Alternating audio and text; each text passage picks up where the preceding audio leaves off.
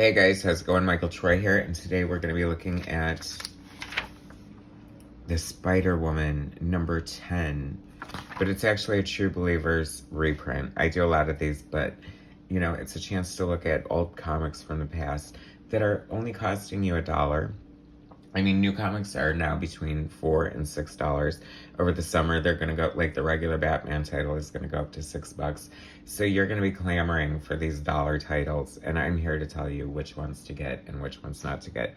So the True Believers are fun. They are reprinted on the newer, nicer paper as opposed to the old newsprint. So you're getting better quality art. You're able to see it without any of the printing being fudged up. So let's take a look. So this is written by Mark Grunwald, the Squadron Supreme guy. I just did a thing on this. It's funny how this all sort of ties together, but the comic book industry is pretty incestuous. Everybody writes everything, everyone's written everything, and everyone's worked everywhere. It's crazy. That's the subject for another day.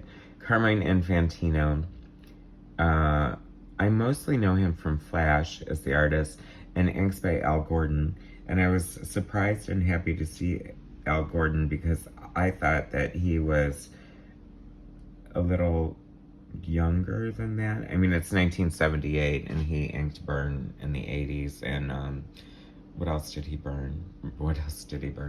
Ink the Justice League, I want to say. So anyway, there's an ad for that X-Men and Fantastic Four. Is that the one where Franklin Richards got screwed up and everything? I don't know, but Terry Dodson art. Love Terry Dodson's art. But speaking of art, Carmine Infantino with Al Gordon inking, and I'm just loving it already. Is that they're laying there on the beach. You know, as most comic books start out, or they're on a cliff, because there's the sun and the moon. This is introducing the character of Gypsy Moth. Remember her? Yeah, no one else does either. But I have to say, I'm loving this art. I have this new, love affair with old comic book art, because a lot of artists I didn't really care for, and I have to say Carmine is probably one of them.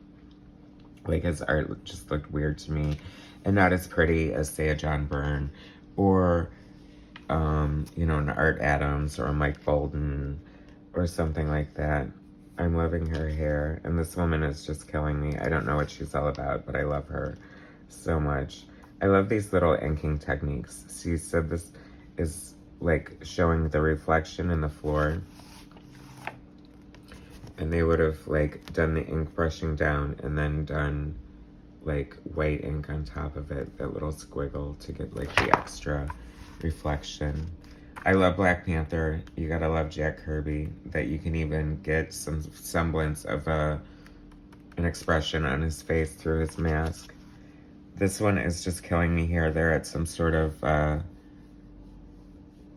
dinner party or something, and just the way the people are talking here, I want to say, well, knowing Mark Grunwald wrote this, I feel like he must have lived in LA, because this is so LA, all over this, and this is and 30 plus, 40 years ago.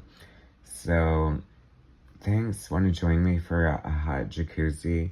That is so hysterical. I wonder if that line still works. Do you play backgammon? No, I'm into decadence. What does that even mean? Om. So that he's saying Om, and that's sort of a meditative chant kind of thing. I make it a point to arrive fashionably late for my own parties. See, that's an LA cliche there.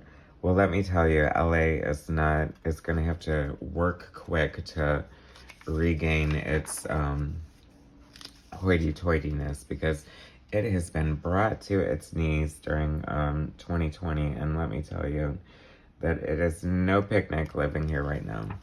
But things are getting better. We'll be back to our jacuzzis and our hoity-toityness before you know it. It's so funny, her hair. I'm wondering, and this is what I think about when I read comic books. Everything's very important to me. The comics, the characters, the plot, the direction. But also, I wonder what kind of hairspray she uses to, create that look.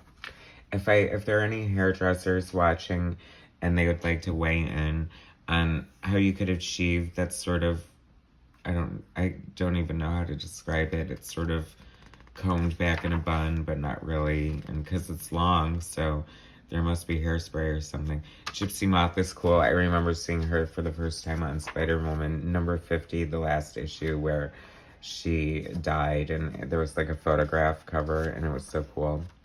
So I'm guessing they brought her back in some fashion. This is actually really cool.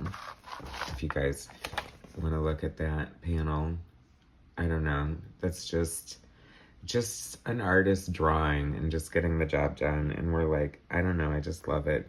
I think that we're at the bottom of the pool, I guess, but I don't know why. Certain things that just stand out to me because they look different. And that's the thing in comic books, is like, you never know what you're going to be asked to draw, and it's always going to be something crazy and different.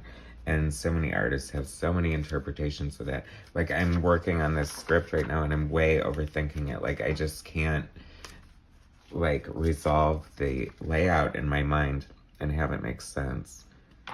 But I need to get over it. So anyway, that was Spider-Woman number 10, a blast from the past from 1978. Spider-Man, Spider-Woman works an LA pool party. Thanks so much for watching. Please hit subscribe and like, and I'll bring you more content later. All right, thanks, guys.